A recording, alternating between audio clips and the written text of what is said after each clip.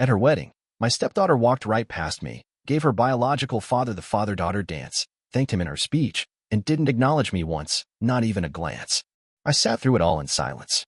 But after the cake was cut and the guests left, she walked over, smiled, and handed me the bill. I looked at it, then at her, and walked right out without saying a word. My name is Daniel. I'm 45 years old, and I live in a small town in upstate New York. My wife, Olivia, and I have been married for almost 20 years, and in that time, I've done everything I could to be a good stepfather to her daughter, Grace. Grace was only 7 when I came into her life. Her biological father, Jeremy, was never around much. He'd show up for birthdays, disappear for months, and then come back like nothing happened. I was the one who stuck around. The one who helped with homework, who took her to dance recitals, who sat up with her when she had a fever. I was the one she called Dad when she was scared or proud or just needed a shoulder to cry on.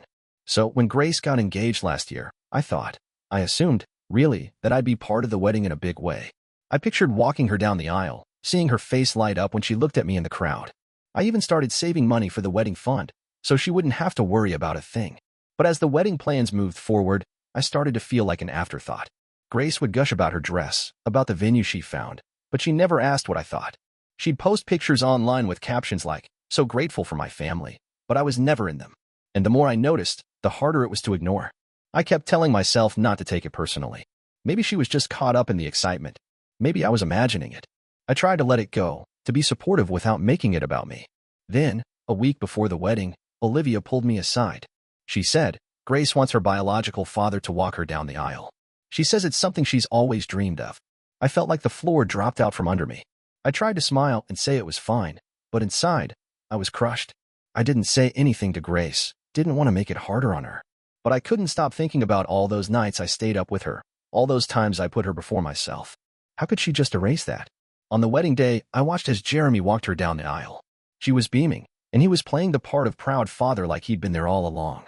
I tried to be happy for her, but it felt like I was standing outside my own life, watching it through a window. Then came the final straw.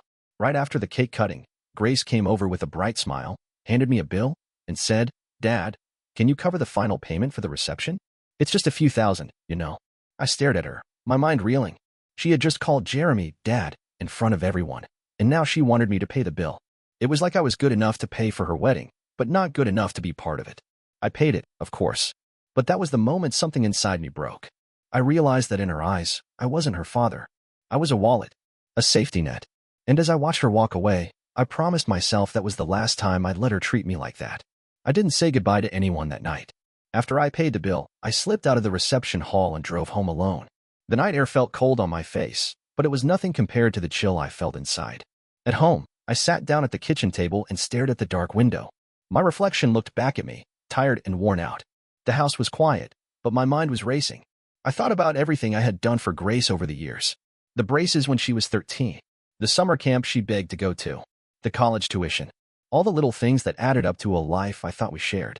I pulled out my laptop and opened my bank statements.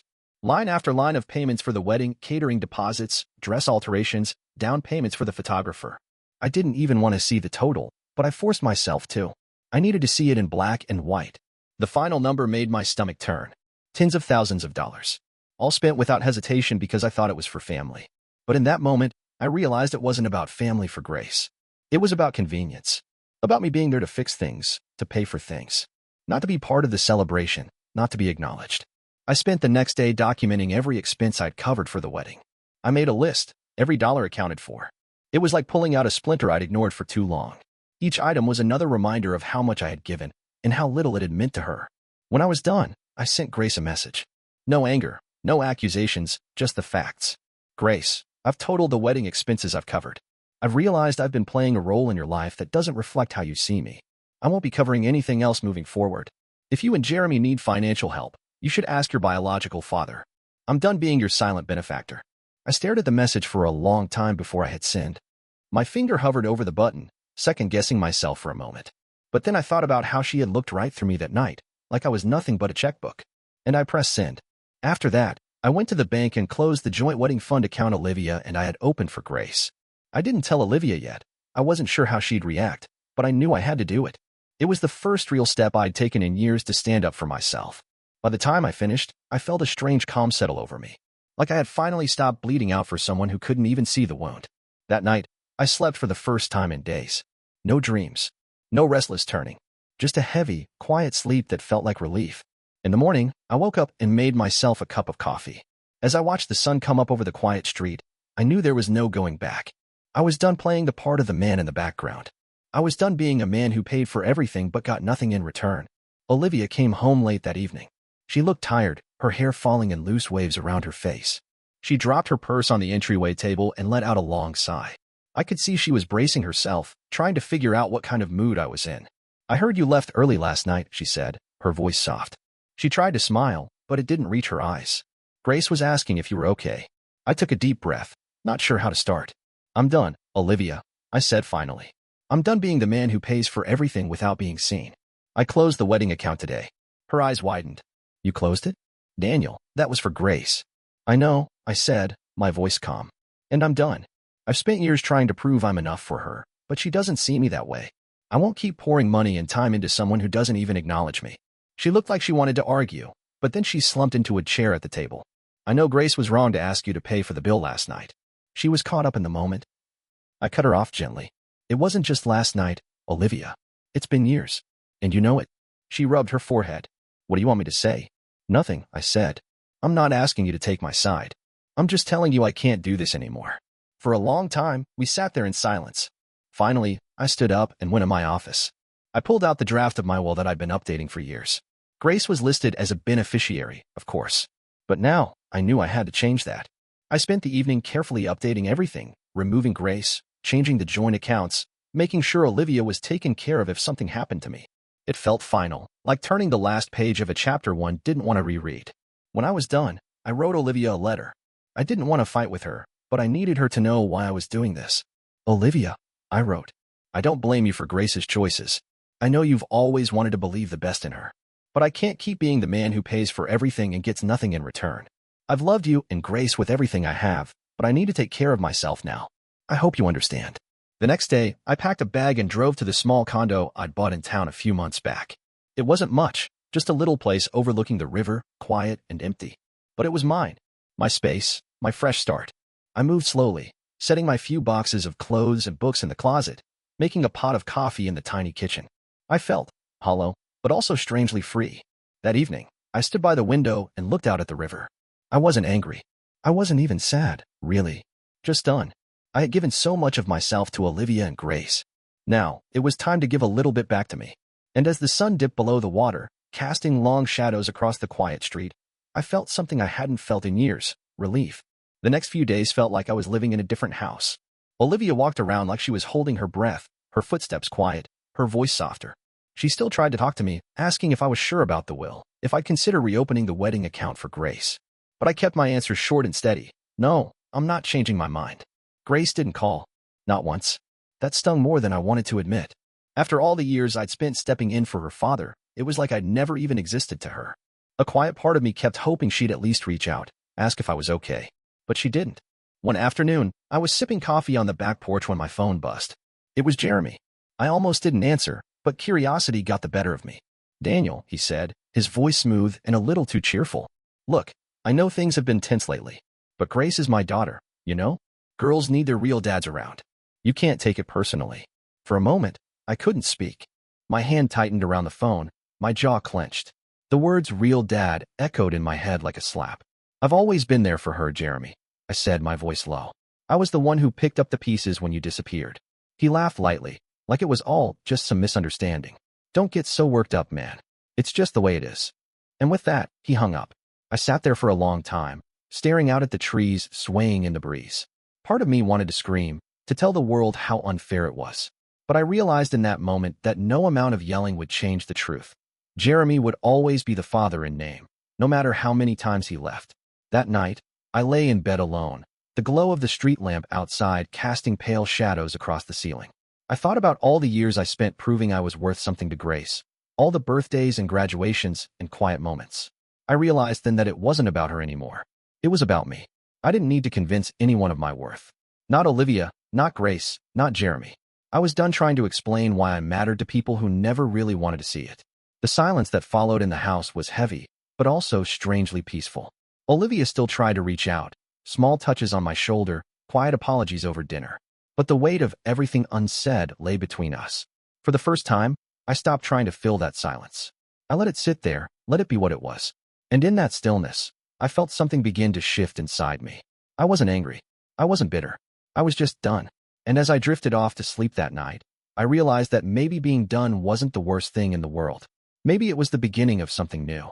Something just for me. About a week later, I was in my office at the condo, sorting through some old paperwork when the knock came. Sharp, fast, urgent. My heart sank a little, but I got up and opened the door. There stood Grace. Her hair was pulled back in a messy bun, her face pale and tight. She didn't look like the confident bride I'd seen on her wedding day. She looked small, unsure. "Can I come in?" she asked, her voice barely above a whisper. I stepped back and let her in. She glanced around the condo like she was seeing it for the first time, taking in the clean lines and empty spaces. She didn't say anything at first, just clutched a folder to her chest. Finally, she spoke. "I wanted to give you this." She handed me the folder with shaky hands. I opened it, expecting another bill or some plea for more money. But inside was a neatly compiled repayment plan. Every expense from the wedding, listed out with what she could pay back each month. It wasn't everything, but it was more than I ever expected. I looked up at her, searching her face. "Grace, what is this?" She bit her lip. "I know I messed up, Daniel. I know I took you for granted. I've been thinking about it a lot, and I don't want you to feel like you were just a wallet to me. I want to make this right." For a moment, I didn't know what to say. Part of me wanted to hug her, to tell her it was okay, that I forgave her. But another part of me held back. I needed to know if this was real or just another act. She must have seen the doubt on my face, because she kept talking. "I remember all those nights you stayed up with me when I was sick. How you helped me learn to drive, even when I kept messing up. I know I acted like those things didn't matter, but they did. You mattered." My throat tightened, but I kept my voice calm. "Grace, this isn't about the money. It never was. This is about respect. About you seeing me, really seeing me." She nodded quickly, tears welling up. "I know. And I'm sorry. I'm so sorry. I didn't realize how much I was hurting you. But I'm trying to show you that I get it now." I closed the folder and set it on the table. "I believe you want to fix this," I said. "And I'm willing to see if you mean it. But understand, Grace, this isn't about paying off a debt. This is about rebuilding something that was broken." She wiped her eyes and nodded again. "I understand." We sat in silence for a moment, the weight of everything between us filling the small room. Finally, I let out a slow breath. "I'll agree to this plan," I said carefully. "But it's not an olive branch. It's a test, to see if you're really serious about making things right." She swallowed hard. "I know." As she stood to leave, she turned back to me, her eyes filled with something I hadn't seen in years. Real remorse. "Thank you, Daniel," she whispered, "for giving me another chance." When she closed the door behind her, I sat there for a long time, staring at the folder. It wasn't forgiveness, not yet. But maybe it was the first step. And for the first time in a long time, I felt a flicker of something I hadn't let myself feel in years. Hope. The next few months passed in small, steady steps. Grace stuck to the repayment plan like her life depended on it. Every couple of weeks, she'd send me a transfer, sometimes a small amount, sometimes more, depending on what she could manage. It wasn't about the money, though. It was the consistency. The quiet proof that she meant what she said. She also started calling me once a week. At first, the conversations were stiff, like she didn't know how to talk to me anymore. She'd start with updates about work, about Jeremy, but then she'd ask me how I was doing. Really ask. And for the first time in years, I felt like she was listening. It was a strange, cautious feeling, like standing on thin ice and hoping it would hold. I didn't rush into anything. I didn't let her calls erase everything overnight. But I did start to soften, bit by bit. When she asked if she could see me, I said yes. We met at a quiet diner one Saturday afternoon. No wedding chaos, no expectations. Just two people trying to mend what had been broken. Grace told me about the memories she'd been thinking about.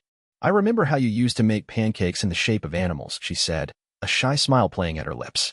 I didn't realize it then, but that was love, wasn't it? I nodded. "It was always love, Grace. Even if you didn't see it at the time." One night, Olivia came by the condo to drop off some mail. She looked tired, her shoulders slumped like she was carrying more than just an envelope. She handed me the stack of letters, then lingered in the doorway. "Daniel," she said softly, "I know things are different now. I want you to know I'm sorry. I didn't see how much it hurt you. I should have stood up for you more." I nodded slowly. "I appreciate you saying that." She stepped inside and sat down at the small kitchen table. "I don't know if we can ever go back to how things were," she said, "but I'd like to try, if you're willing." I looked at her, the woman I'd shared almost 2 decades with, and felt the old ache of everything we'd lost. but also the fragile hope of something new. "We can try," I said. "But it has to be real this time. No more pretending things are fine when they're not." She nodded, tears in her eyes. "I can do that." A few weeks later, Grace invited me to dinner at her place. Just a simple meal, no speeches, no expectations. Jeremy was there too, quiet and polite. The air was a little awkward at first, but Grace kept the conversation light, talking about her new job, how she'd taken up baking as a hobby. As I sat there, listening to her talk about cupcakes and kitchen disasters, I realized that this wasn't about erasing the past. It was about building something new, slowly, carefully. It was about showing up for each other, not out of obligation, but because we wanted to. When I left that night, Grace walked me to the door and hugged me for the first time in years. It wasn't a grand gesture, but it was real. And I held on to that as I drove home, feeling like the cracks in my heart were finally starting to heal. I knew there would always be scars. Some things you never fully forget. But as the weeks turned into months, I started to see that maybe, just maybe, we could build something better this time, something that was honest and kind and real. And that was enough for now. A few months later, Grace invited me over again. This time, there was something in her voice, nervous, hopeful. When I walked in, she was already sitting at the kitchen table, her hands wrapped around a cup of tea. "I have something to tell you," she said quietly, her eyes darting around like she wasn't sure how to say it. "I'm pregnant." I blinked, surprised. 1,000 thoughts rushed through my head, but I kept my voice calm. "Congratulations," I said softly. She let out a breath, like she'd been waiting for me to say those words. "I know this is a lot, and I don't expect anything from you, but I wanted you to know. I'd really like you to be part of the baby's life, if you're willing." For a moment, I didn't answer. The old hurt was still there, but it felt like a shadow now, something that didn't control me anymore.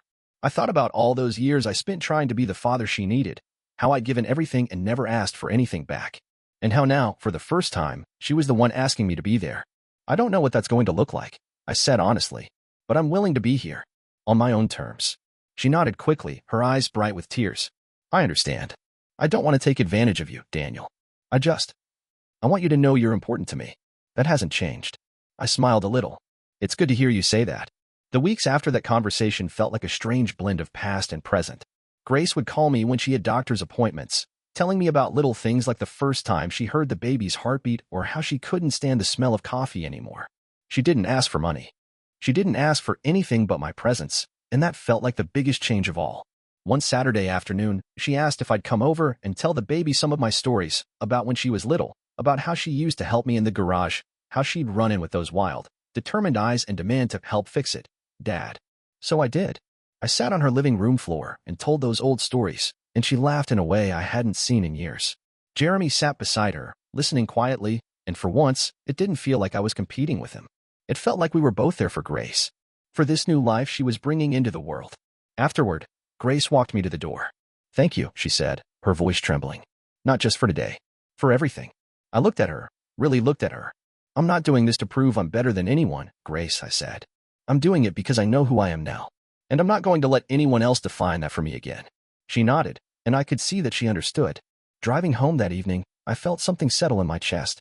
It wasn't forgiveness, exactly, but it was something close. A quiet understanding that I didn't have to carry the past around with me anymore. That I could choose, moment by moment, how I wanted to show up in this new chapter. Because I'd realized that the real victory wasn't getting recognition from Grace or Olivia or even Jeremy. It was knowing, deep down, that I was enough, that I always had been. And as I pulled into the driveway of my condo, the sun setting behind the trees, I felt it clear and steady. I wasn't invisible anymore. I wasn't just the man in the background. I was me, and that was enough.